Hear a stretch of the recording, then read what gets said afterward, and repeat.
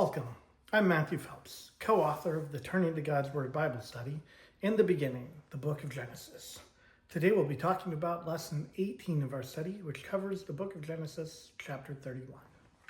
This lesson is very important for advancing our story, right? In the last bit, we saw that Jacob was beginning to contemplate leaving Laban and going home. And that instead, he made this deal with Laban to gain ownership of some of Laban's livestock in exchange for continuing to work.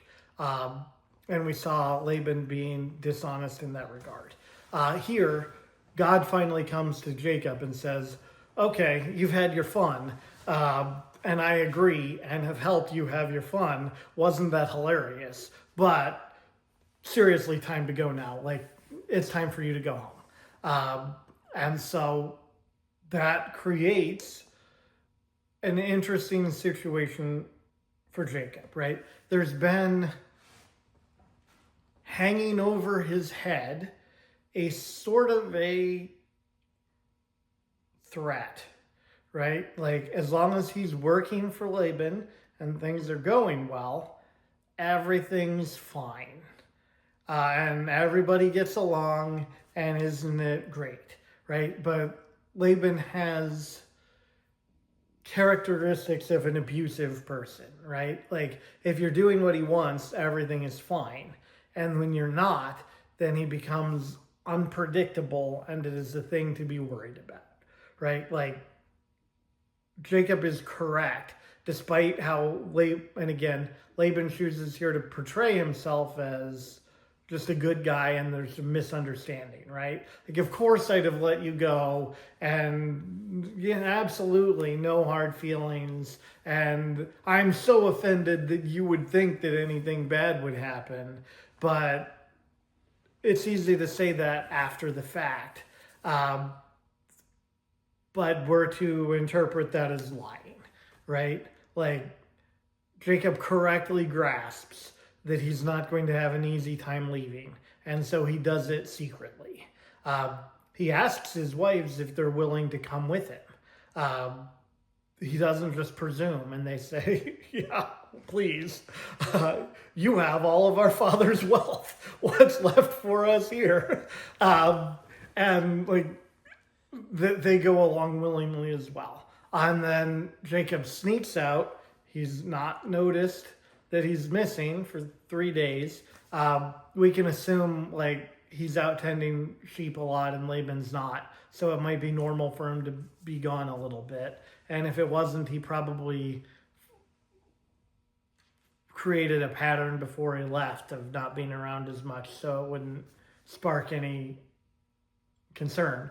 But it takes Laban a little while to notice that Jacob, and more importantly, all of Jacob's stuff are gone, including all the flocks. And at that point, they decide to give chase, and there's an exchange. We'll get into the exchange. It's not terribly important. Laban does try to exert control in the situation, but God has intervened and told Laban, like, you don't have any power here. Leave it alone. And he's kind of understood the threat a little bit. But he still has to try to get his in. And it goes fine for Jacob. There's a bit of a close call. And ultimately, they part ways. Jacob gets away. Jacob keeps all the stuff that he has. Laban is unhappy about it, but has to pretend to be gracious because he doesn't really have a claim. He tries. He rushes out with soldiers, and he's prepared to intervene, but he doesn't, and he can't, and has no footing for what he's trying to do, and ultimately Jacob gets away. And that's kind of all that happens here. We'll work through it. It's advancing the story. It's very important that Jacob go home to what's going to happen. We continue to see God intervening to guide and direct what Jacob is doing. And there are a couple little things that are of interest. including when Jacob and Laban make an agreement. Ultimately, the God that's involved in that and how that God is called on, and a bit with household gods and what's going on there. There are a few details that are relevant and interesting, and we'll cover them when we get to them. But by and large, this is kind of moving the story forward, and we will approach it that way. We've had a lot of involved in heavy things lately. It's nice to have one that's a little more easygoing. So, the precipitating event here. It's not Jacob decides, I've taken enough of Laban's stuff, it's been fun, and I'm leaving. He seemed pretty comfortable with and content with the status quo, but he catches wind of the idea that all of a sudden he's not very popular with Laban and his sons, largely because he is taking all of their stuff, kind of slowly and subtly over time. But even people not really doing the work or paying that much attention over time are eventually going to notice that this guy who's working for them has a lot more than they do. And what he started with was all yours. And now all of a sudden, if all of that came out of what was yours and it's not yours, then even basic math says it could and should be. And so they're jealous, right? And they have a growing feeling that they're being screwed, which they are. It's a deal they made, but they are. And so Jacob is already feeling the wind is kind of blowing against him now. And then God comes to him and says, so Jacob, the wind is kind of blowing against you here. You should go home now. And there's a bit of an exchange where, Jacob recognizes that God has been with him and all of this prosperity has come from God. And God has also been more than happy to help him get one over again on Laban. And hasn't that been a fun bonding experience for Jacob and God, to see Jacob be so blessed? And however Laban tried to, here God gets the credit, right? Before it was the rods and the almonds and whatever, and now it's, whatever Laban dictates gets to belong to Jacob. That's what all the sheep are. And even if Jacob was interfering, the credit goes to God and not to Jacob. Which makes sense because, of course, that's not how agriculture works. And divine intervention makes sense. But here there is an understanding between God and Jacob that things have been going very well, but if they're going to keep going very well, it would be a good idea for Jacob to get out of Dodge. But I think probably the most relevant part of that, and maybe all of this, is it brings us back into Jacob's relationship with God, right? This is a conversation that one of these patriarchs is having with God that doesn't center entirely around this three-part covenant and things happening in the covenant. It's not God showing up and saying, Jacob, I am the God of your fathers, and I will give you descendants as numerous as the stars, and I will give you this land that you're not actually living on right now, but that one over there as your perpetual inheritance, and you will be a blessing to all right? The script that we've gotten so familiar with, and that was really Isaac's only conversations with God, that's not what this is. This is just like a routine living my life with God kind of conversation, right? This is how does God want me to live my life? And that's what I'll do. This is God coming to Abraham and saying, go, right? Except now he's coming to Jacob in the same place and again saying, go. And again, Jacob will go. This is a repeat of that first call of these people, and it's a lot less of a formal conversation, right? It's just a, how's your life going, Jacob? Oh, it's awesome, thanks to you, God. Good news, it's time for us to go. Great, let's go. Right, this is friends. Yeah, this is friends getting along with one another and traveling down the road together. This isn't big formal, there's no don't be afraid of big scary God. This is buddies having a chat about the thing that comes next. Jacob's relationship with God has thrived in this place. All of Jacob's conversation here, or relaying his conversation with God, is in the context of bringing his wives out into an area where they can't be overheard. Smart, because remember, Laban's sons were just talking about their jealousy out in the open where anybody could hear about it, and it made its way back to Jacob. Jacob is cleverer than that and knows that Laban and his sons don't do any of their own work, so they're not going to be out in the field. So he brings his wives out into the field and says, how would you two feel about, so I'm leaving. God told me I need to leave. I'm leaving. I would like you two to come with me. How do you feel about that? He's not saying you have to come. I'm leaving, we're going, let's go. He's asking them what they want to do. Again, interesting. There's no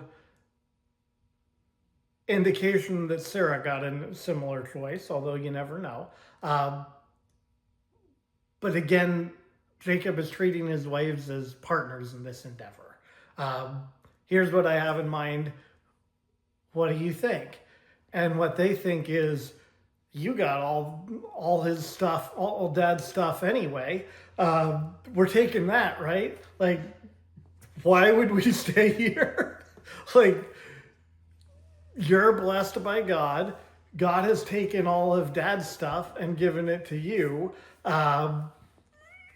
You're the one with the relationship with and the blessing of God. Why would we stay here? No, of course we're leaving. Let's go. Tell us when and where to be, and we'll go with you. But again, the interesting thing isn't that they go with Jacob. It's that Jacob asks them. Jacob is, for someone who in his younger days wanted everything to go his way and manipulated the people around him into that being what happens, he is now, with the people he loves, having a very open and democratic conversation about what comes next, and being straightforward and not trying to manipulate or control the situation at all, and is taking their views into account. Although he's probably going anyway, he's still bringing them in on it. Like, different guy than the guy who stole his brother's inheritance, right? Very different approach to decision making and problem solving than what he had before, right? Like, he has been blessed by God. He is smart enough to know that he's not the one who did that. And so he's over a lot of this selfish behavior that he had, right? Like, he's been truly humbled by the blessing that he stole and by his relationship with God, and realizing what that is and what God is doing in his life. And he is acting accordingly. It's also worth noting, Jacob is almost certainly a mama's boy, even if he hasn't been home for a while, right? Like, dad clearly favored his older brother, his older, burlier, manlier brother, and that left Jacob with this closer relationship with his mom, which might also shape how he's choosing to treat his wives. Dad also super loved mom, right? And their relationship was also like, Isaac was devoted Rebecca as well. So he had that model, and he had that super strong relationship with his mom. So like, this is somebody who respects and cares for his wives, right? Which is cool to see. And it's that relationship that's the one that God says, yep, this is the one we're having more children from.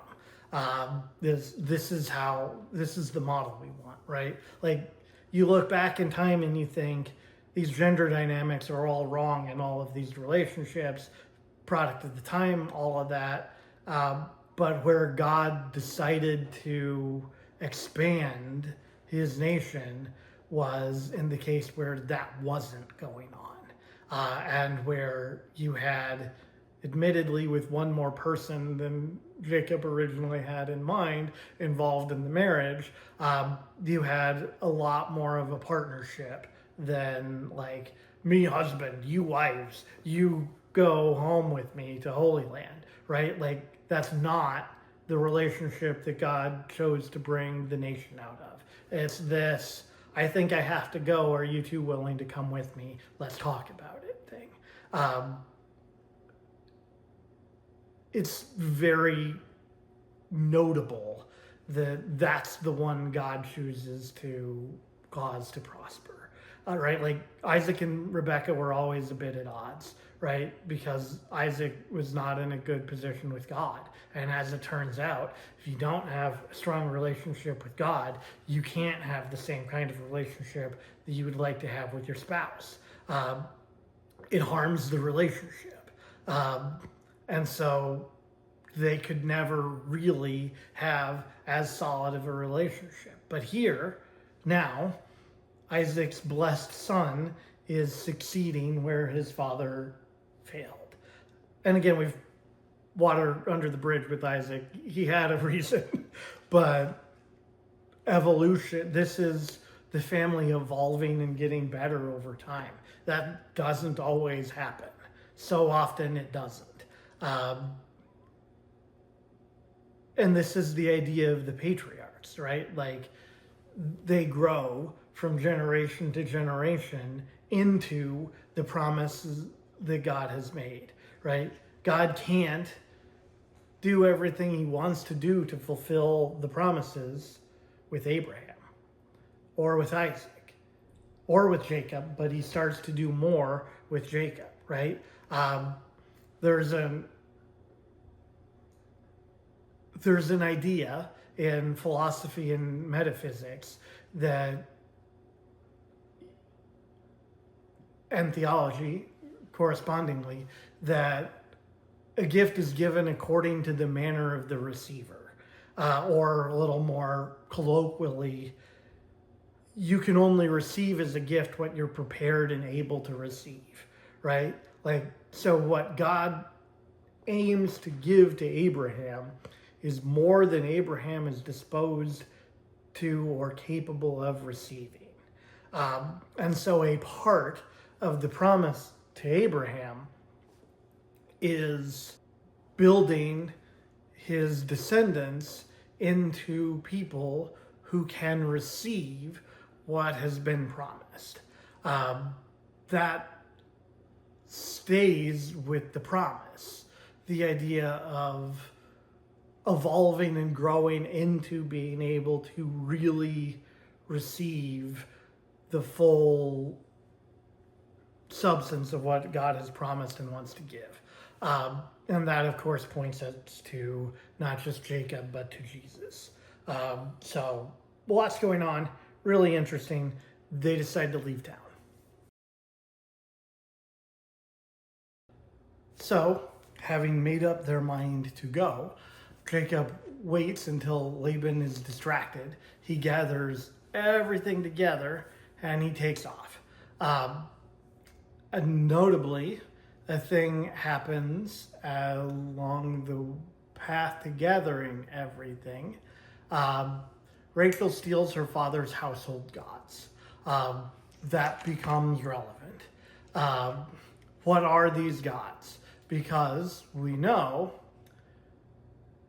there's only the one God, and it's not a thing you can keep in your house, right? And that's Jacob's God. clearly, we know that Abraham came from here, right? And there's some relationship. And so, in theory, in some way, they all vaguely worship the same God. But we see that with these household gods, that other influences have come in as well, right? These are effectively idols.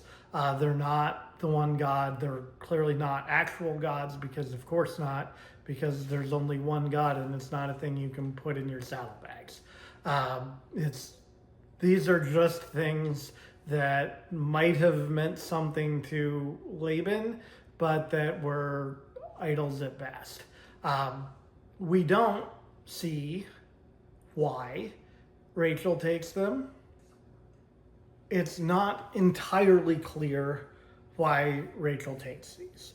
There's some suggestion that these could, in some ways, be viewed as like a deed, and ownership of estate and property might be tied to them. But on the other hand, it seems like Rachel's already getting all of Laban's property that Jacob has managed to accumulate. So, like, could that be it? Yes. Could it just be a way to stick it to dad and maybe brothers? That seems more likely to me, right? Like, the wives described that they've been made to feel like outsiders being married to Jacob, who is prospering. And they seem to have hard feelings about that.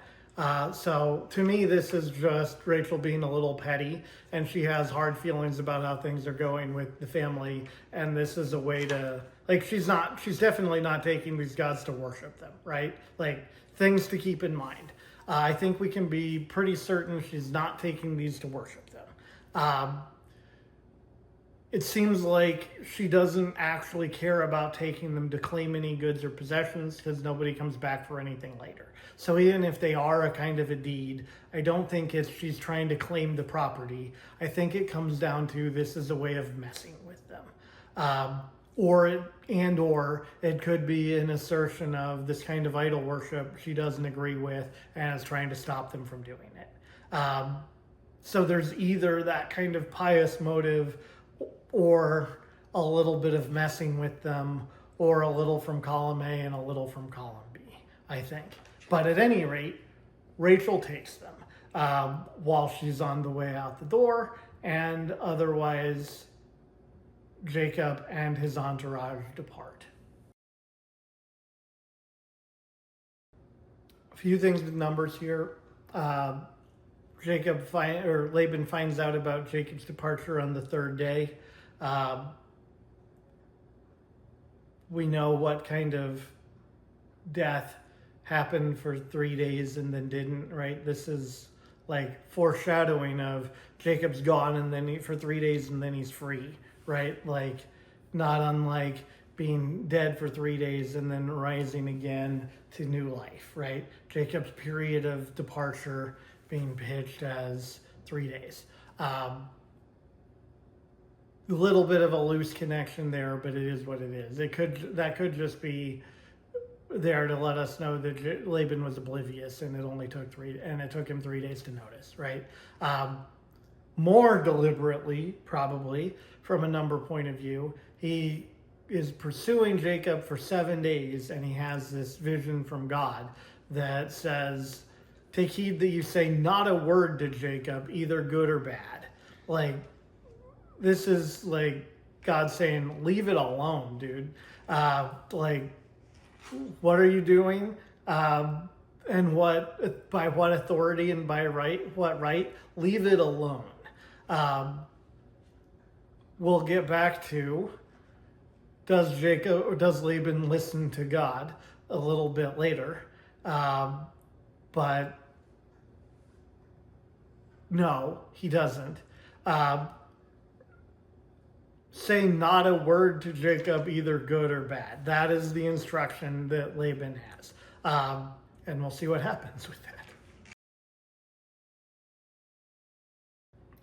So Laban proceeds to catch up to Jacob after continuing his pursuit. And then he, according to God's instructions, proceeds to say nothing at all to Jacob. No, that's not what he does. But that was the instruction, right? Like, this is very much narcissist behavior, right? Like, he knows what he's supposed to do from God, and he even mentions it, like, God sent me here and I could hurt you, but God told me not to say anything to you, but I've got to give you a piece of my mind about how inappropriate what you did was, and how could you leave and not give me a chance to say goodbye. I'm so mad you didn't give me a chance to say goodbye. It's so rude and blah, blah, blah, blah, right? Like, and just lecturing him about things that are clearly false, right? Like, and people do this, right? Narcissists do this, right? Like, this is a thing that there are people who do. And like, he mentions in his tirade that I could hurt you, but God told me not to say anything to you, so I'm going to keep telling you what I think. And doesn't see the contradiction in it, right? Like, this is who Laban is and why he's dangerous. And you've gone away and you even took my household gods. Could you leave me with nothing, right? Note, of course, that in all of that tirade, Laban doesn't mention the real problem, that Jacob took all of the stuff before Laban could figure out how to take it from Jacob, which is, of course, where that was going, right? Like, he's not going to be content watching Jacob take all of his possessions. Or a large quantity of them, and was surely going to attempt to regain control of them, which he can't do if Jacob takes them away. But he can't say that because that's not okay, right? Because it's in violation of the deal that he made. So he makes all this dumb pretense and then ultimately latches on to, and you took what was mine. You took these gods. What he means is, you took what was mine, you took all these sheep. All these sheep. But he can't say that part, so it's my gods. You took my household gods. And Jacob, not knowing at all what's going on with those, because he has a God that's with him wherever he goes. He doesn't need or care about household gods. He's just, I didn't take them. Like, you're crazy, guy, which is a fair assessment. Like, if you can find that somebody took those, like, have that. You can do whatever you want with them. I didn't take them and I don't want them. There's also sprinkled in, Laban marvels at how God blesses Jacob. But when God tells Laban something to do, he disregards it, and he calls God your God when he's talking to Jacob, not my God. He's had 20 years of watching Jacob prosper in his relationship with this God, and it's never occurred to him to form one himself. That has not been his idea. And so much more do the household gods become an interesting thing, because why on earth does Laban still have those, right? If he's so jealous of Jacob and the things that Jacob is achieving with God, why is he not signing up? They have common lineage. He could do that, right? But instead, he's stubbornly digging in. He just wants to be mad, right? Like, he doesn't want to change things personally. He wants other people to change to accommodate him. And specifically for Jacob to give him back all the things that he perceives as his, even though he made that deal with Jacob, and to not let Jacob get away. And he's willing to do close to anything to stop it. It does seem like he decided active violence is not a thing that he can do, right? So God's warning, while he's still more than willing to give Jacob a tongue lashing, like, either Jacob certainly has other people with him, hired employees at this point because he's, rich. Um, Either Laban getting there and assessing the situation decided he doesn't actually think he can do what he intends to do by force, and so is kind of stalled out, or he is taking God seriously on that part, but that doesn't seem like him. But, also God wouldn't have intervened if he didn't think he needed to. So we're going to give God the points for that one and say God scared Laban enough that he's at least not willing to commit outright violence against Jacob. By way of setup, this bit and this encounter is more interesting because of its role in, we see a lot of repetitions of themes in the book of Genesis, right? And a lot of meetings and a lot of slightly different versions of a similar kind of story. This is that as well, and this is the first pass at something where ultimately Laban ends up not being a huge threat, and Jacob wasn't ever really in any kind of mortal peril, and he was going to keep all his stuff. And this is like the not scary precursor to, in the next lesson, Jacob is arriving home, and he still has at home a brother who intends to kill him. So like Laban kind of gallivanting after him with some vague and non-committal idea of violence that ultimately fizzles out. That's just part one, and that's the tame part. Then we get to the second version of that, where Jacob is set to reunite with Esau.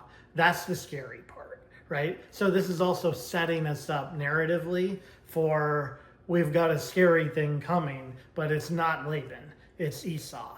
Esau is scary. And that reunion is fraught. We'll see how that goes, but you should keep in mind that this is also setting up that, and it's another interesting parallel thing. Jacob has then given Laban permission to, Jacob not knowing what the deal is with the gods, has said, look for them wherever you want to. I don't have any of your stuff. If you find them, we'll kill whoever stole them. No problem.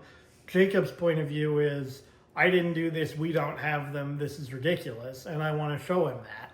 What neither of these guys knows is that Rachel stole them. But Rachel, again, showing maybe why she's the one that Jacob favored, is herself clever and decides and executes immediately a course of action where she takes them out of the tent, hides them in a saddlebag, sits on a camel on the saddlebag while they're all searching around, and they don't find anything. And they get to her and she says, what do you want me to do? It's, I'm having my female time and I need to sit here. And like, as still happens now, the guys hear that, they get uncomfortable and think, okay, well, that's a you thing. We don't need to know that. Just carry on. We'll keep looking for these gods elsewhere. You just stay there,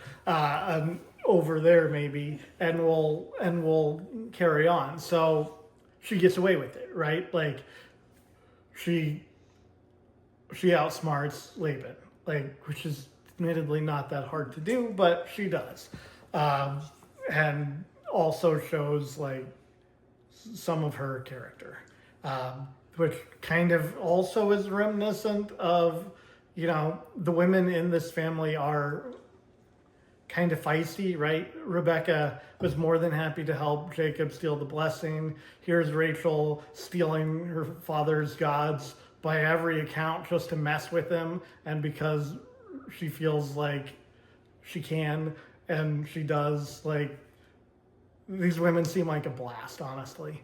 And they're not just some bimbos sitting around at home with no agency is the important part, right? Like, these are women with personality and motivations and having meaningful impacts on the story. And they're not just along for the ride. I know kind of later in the Old Testament, there are big parts where a lot of the women are kind of along for the ride, if there are any women mentioned at all. But in the beginning here, that's not true, right? You have strong female figures to go with the strong male figures, and they have just as much agency. They have their own relationships with God. They have very meaningful effect on the story. We have women, even though the patriarchs, like, the word is even the same as patriarchy, right? Like, it's right there, but that's not what this is. And that's interesting because this is the beginning, and it gets worse before it gets better, but it starts not bad at all, especially considering cultural constraints. So, Jacob has been pursued by Laban and then upbraided by Laban. And then Laban has, on the pretense of these gods, although it's not even a pretense, it kind of is, kind of isn't, has had all of his stuff rooted through. And then finally, when Laban doesn't find anything, it's Jacob's turn. And he responds back like, what did I ever do to you, right? I worked for you for a long time. You kept changing the deal. I kept going along with it. Things worked out. Any loss in what I was doing, I shouldered entirely, and you didn't. Like, this was very one-sided in your favor for a very, very long time. What right do you have to take offense? And yet you continually tried to take more and more advantage. And given your way, you would have had me leave with nothing and not with the fruit of all of the labor that I did all of these years. And Jacob specifically says, the only reason I'm able to get away with my stuff is because of God. And then he does. So usually, back at this point, that God is referred to as the God of Abraham, the God of Isaac, and the God of Jacob. Here it is the God of my father, who is Isaac, but he doesn't name him there, the God of Abraham, and the fear of Isaac.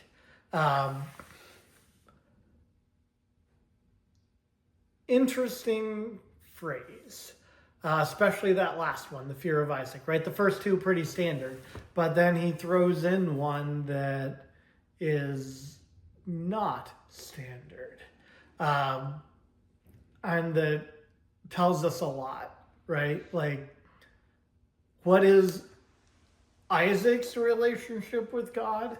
So often God shows up to somebody and says, don't be afraid. That's going to be a hard case to make to Isaac, right? Because God showed to Isaac a side of him that at a young age that is kind of horrifying. And Isaac not going to be very well equipped to figure out that he's standing in the place of God's own son who isn't around yet. Like, the meaning and significance of the things that happened to Isaac are not clear and apparent to Isaac. So what is... Jacob grew up with Isaac, right? And learned about God from Isaac. Like, he would have some sense of how his dad views God. And his sense of it is the fear of Isaac. That Isaac might be vaguely on board with God, but has a lingering fear of him. Which again, maybe explains, maybe it's not that Isaac had hard feelings toward God all these years, but just like, how can you be really close to someone that you're afraid of, right? Like, and how could he not be afraid? Um, like, God tries so hard to make most people not be afraid. It's the first thing he says most of the time when he meets somebody. But mitigating circumstances with Isaac. And it shows us also where Jacob's head is at, right? Like, he would have started from that view of God, and he's had to get to not that view of God. And that's not the view that Jacob is able to compartmentalize that now to Isaac and to say, this is how he is Isaac's God. He was the God of Abraham, and then this way he was the God of Isaac, but he's kind of compartmentalized that fear and assigned it to his dad. So now he's in a state where he can have his own relationship with God as well, right? He's taken that baggage and he's pushed that off onto and said, that's dad's. Like, that's not mine. God and I are good, right? Like, the whole reason this is going well with Laban and me getting out of here and all the prosperity all these years, and I have the wife that I wanted plus one, like, things are going really well for me since I got this blessing, and it's because of God. Dad might have his issues. I don't. God and I are, and when he was leaving home, he made that deal with God, right? Like, if you just get me back here, just alive, then you're my God, and this is good. And he's on the way home now. That probably is in the back of his mind, and he's doing a lot better than just alive. And he's thinking about what that means for his relationship with God. And he's not going to let his dad's baggage affect his own relationship with God, which is good progress. That is a thing that happens, right? Like, I know so many people round about my age, give or take 5 to 10 years, who have parents who are very religious and who themselves are not and have fallen away. It's a thing that happens.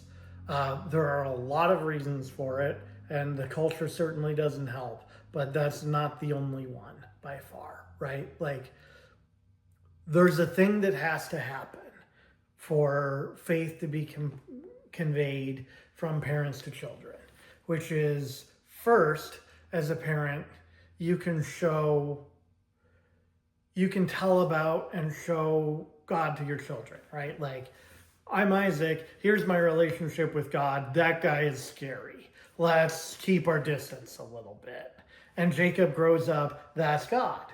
Like, it's dad's God, I know he's scary, and we keep our distance a little bit, right? Like, Jacob's relationship with God is Isaac's relationship with God, right? And Jacob's access to God is through Isaac, and that's his relationship. And that's kids, right? Like, not just Jacob, that's kids, right? Like, you try to pass your faith on to your children to begin with, their faith is yours.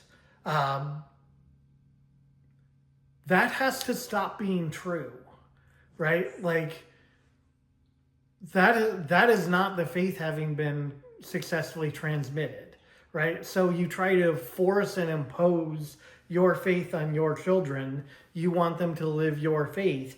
When your children aren't around you, that link breaks, they don't have it. And I think kind of a generation of people in this country tried to impose and force their faith on their children and missed the step where if the child doesn't meet God for him or herself and form his or her own relationship, there's nothing there, right? Then you have the distance from the parent, you don't have the relationship anymore. And so when we try to pass on our faith by just saying, have mine, do mine to our kids, then we haven't really given them anything. And that's my personal theory and point of view for what happened. Is that's what happened, right? Like, a lot of well-meaning people tried to force and impose their religion on their children because they know that it's so important that their kids need to have it, and they overreached in how they did it and created no opportunity or space for their children to form their own relationships with God. And then the children, otherwise formed into their own people, did not have their own relationship with God and had no relationship with God, right? Like, I think that's just a thing that happened. It didn't happen to Jacob because once he got that blessing and left home, he met God and he had to build his own relationship with God, which led to his own thing that was better than his father's. That's what we want for our children. But to do that, you have to introduce your children to God and let them meet him and help them do that, instead of saying, this is how we worship God because this is how I do it, and you're going to do what I'm doing. Like, carrying out the form of religion and forcing your kids to do so that they have religion, you are not giving them religion because you're not giving them a relationship with God. Anyway, long way of saying family dynamics are interesting, and I think a lot of people took a misguided approach to trying to introduce religion to their children, and I think they failed because of that. I think there are ways to generally have the best odds of success, but your children are still their own people too, right? Like, you can't guarantee, you can have done everything perfectly and you could still have a child that has no relationship with God as well, right? If your kid doesn't have a relationship with God, it's also not your fault. Is very worth also making sure we say. Doesn't mean you did everything right. There could be better things you could have done, could be doing, could still do in the future. And you should think about and reflect on how you're doing that. Because a lot of people get very heavy-handed and try to overforce that because of how important it is. And that does no favors.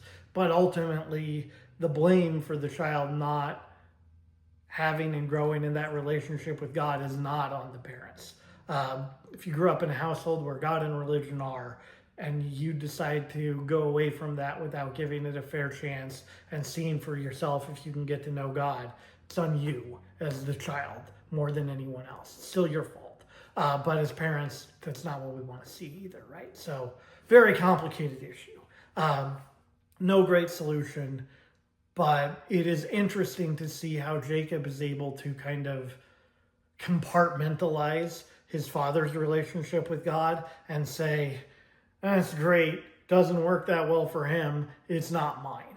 And mine is this, and his is that. It's the same God, but I don't have the same relationship. That's what we want, right? That's what we want for our kids, is your relationship with God isn't mine, and it can be better than mine. You can learn from where I don't have it right, and you can do better. And that's what we see modeled here, which is cool. Laban has to get the last word in, right? Like, these daughters are my daughters. The children are my children. The flocks are my flocks. All that you see is mine. Are they though? Like, they're leaving, and like, nobody, and your daughter stole your household. They're not, right? That's the thing about this, right? He thinks that, and he can bluster, and he can say what he thinks. But like, this is the last rant of somebody who's lost, right? And he knows it too. Yeah, this is just it. Which is where this covenant idea becomes weird, because what he just asserted is not the agreement that they made, right? It reads like he says, all of this is mine, let's make an agreement. That's not the agreement that they make. at all. So, like, again, just blustering, right?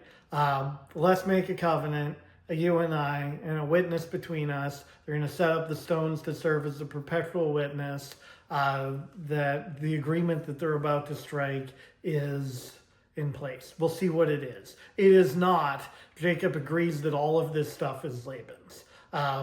He can contest that, but that's not an issue anymore. And this is also his way of, unfortunately, blustering as he is, conceding that he's lost, right? He's saying, all this is mine, but what can I do?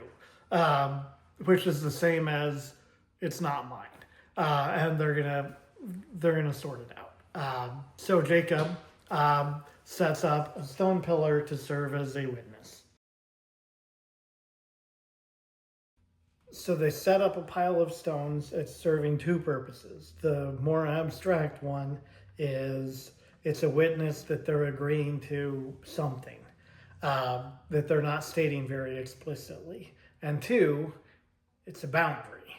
They're going to be absent from one another, right? Like, they're coming together for the last time at this place, and there's this very easily distinguishable thing there. And one of them is on one side, and the other one is on the other side. What agreement are they making? We know Jacob is leaving. This is the end of the relationship, right? And this pillar represents that, right? Like, this is the last time they're going to talk to one another. And they're going their separate ways. And that's where Laban kind of gets in, like, if you mistreat my daughters, like, so help you God, kind of thing, as the last little, because I'm not going to be around, as his last little, he's so sure Jacob is just going to do all these horrible things, even though in the relationship, he was the one who did all of the, again, narcissist, right? He's the one who did all the horrible things. But he's really just bitter that Jacob's getting away with everything. So here's where we see formally that this is more than anything, this is a boundary, right? Like, Laban one side, Jacob the other side, never again shall the two meet. And they swear by their God, who is the same God, but isn't treated the same way in enough of an extent that it makes him seem different. Laban swears by the God of Nahor, and Jacob swears by the fear of his father Isaac. Again, bringing in that name, like, and there might be a little bit of Laban, remember, some of all of this might be, remember what our God is capable of. Like, remember Isaac, remember that guy, remember what happened. Like, this is not a God you want to mess with. He's like, he definitely is not afraid of the odd bit of murder if it serves his purpose. And what has the God of Nahor ever done for you, Laban? Here's what mine has done, or what he's done for me. Same God, but he's with me, he's not with you. So you better not break this covenant, right? Like, if you're those two guys swearing by the same God and you're Laban and have no relationship with him and don't know that much about him, versus you're Jacob rubbing in, my family has all of this history with this God, and yeah, I was a little rough with my dad, but there was relationship there. And my God too, as you've seen, who wants to be breaking this agreement? Like, I can do whatever I want. This God's on my side, but you better stay on your side of the pillar. Or it's probably, like, I think that's the point of it, right? Is Jacob again emphasizing, this is a God to be afraid of. Stay on your side of the pillar.